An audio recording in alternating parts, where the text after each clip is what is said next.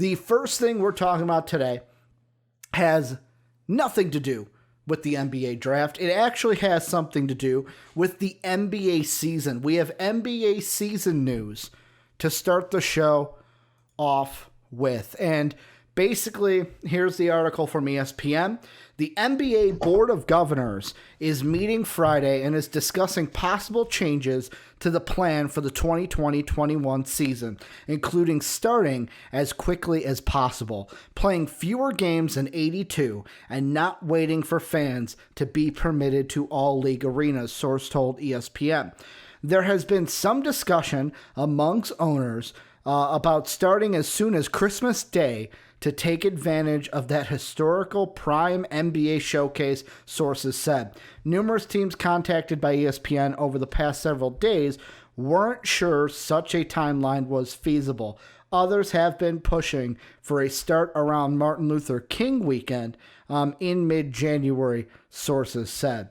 Just last month, NBA Commissioner Adam Silver said, the goal is for us next season is to play a standard season, 82-game season and playoffs in home arenas in front of fans. Soapy, what do you think is going to happen with the start of the season? Is it going to be a Christmas start? Is it going to be later than Christmas? Are we going to start with fans in the seats? What are you thinking for the start of the NBA? I'm thinking that I'm thinking they're really going to gun for a Christmas start. Mm-hmm. And the whole thing is because I think you make more money in Christmas games, mostly because then it's kind of it's just, you kind of always have, like the really big, like marquee matchups happening on Christmas. Yeah. Especially because then you get opening day hype, you get Christmas hype. For instance, like some people may just throw on the game as background noise. Because I know my household always does, not so much with basketball games, but with football games. Yeah. But for instance, like there'll be basketball families out there that are like, oh, dude, sure, let's put this team on. Some people are going to be like, damn it, dude, my team never gets to play on Christmas. And it's going to be like, maybe if your team gets better, you get to play on Christmas. But that's besides the point. I almost wonder as well, are we going to be getting the season from the bubble again? Like, that's kind of what my wonder is. Mm-hmm.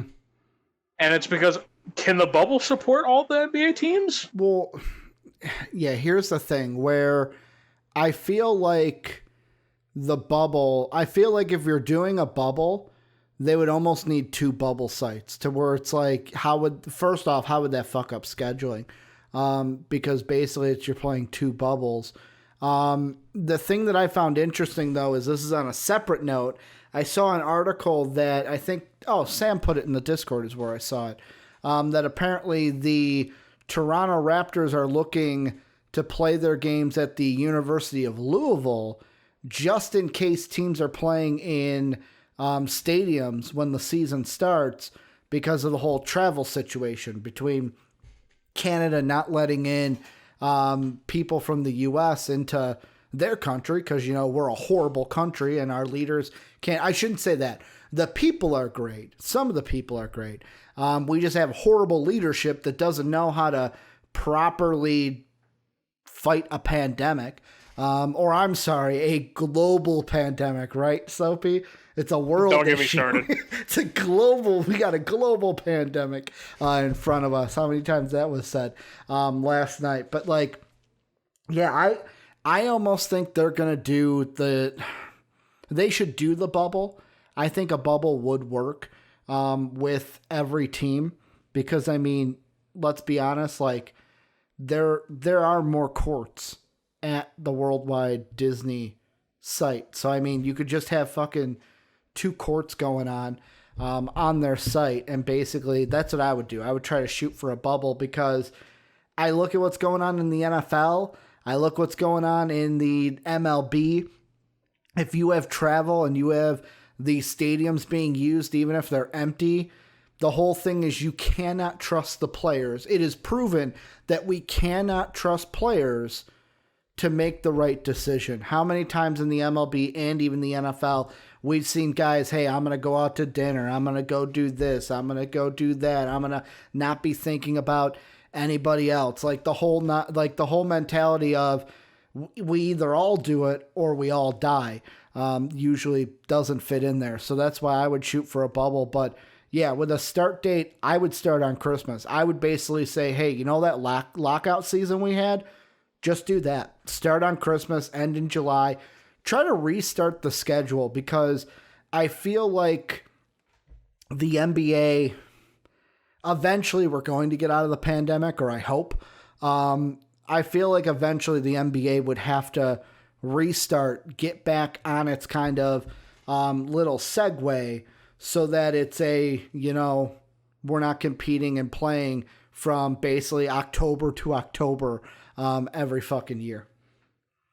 Yeah, and that's something that I think is a very good question to bring up as well. Mm-hmm. Of do they use this opportunity to actually permanently switch up the schedule? Because obviously, for instance, what if they do just drop some of the games and just every season from this point on is a 72 game season? For instance, that may be a way of them trying to get rid of back-to-backs. Money. True. Money. Yeah, that's the only reason why I think they're not ever going to drop the 82 games. Yeah. But for instance, let's say hypothetically, they felt, oh, we could make more money or something like that. Let's say money didn't get brought in. If they could find a solution to getting rid of back-to-backs, because obviously they've cut down a lot. There's not as many as there used to be, but they still happen, and it's something that I think needs to be addressed still. Because obviously, it's with every other sport. I think maybe sometimes it happens in baseball. Yeah. You never see really any other sports league have back-to-back games with each other. Mm-hmm. I mean, obviously with baseball they play 100 plus games. Yes, 162, I think. Yeah, so obviously there's going to be some back-to-backs in there. Yeah. But with baseball though, it's such a sport to where it's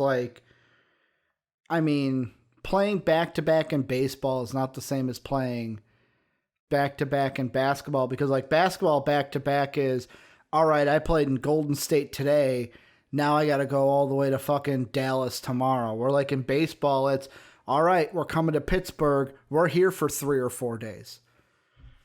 True. So yeah, and I think it mostly is just going to depend. Mm-hmm. I'm trying to just think. It's also, it's kind of a thing that just I genuinely wonder, if they do try to expand the bubble at Disney, the whole thing that I wonder is not so much court space. I'm more worried of is there enough hotel space? Well, that's what I'm mostly worried about. And that's the quick question the last thing I was gonna bring up is I'm trying to look at last year's standings because they would have a better road for this. So let's see. Usually a team plays, let's see if my math, fuck it, I'm just going to bring out a calculator.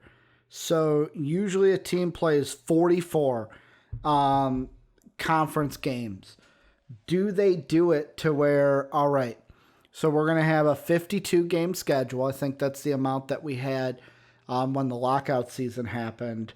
But basically instead of non-conference games, it'll be, all right, we're going to have, because they talked about having a bubble in Chicago too.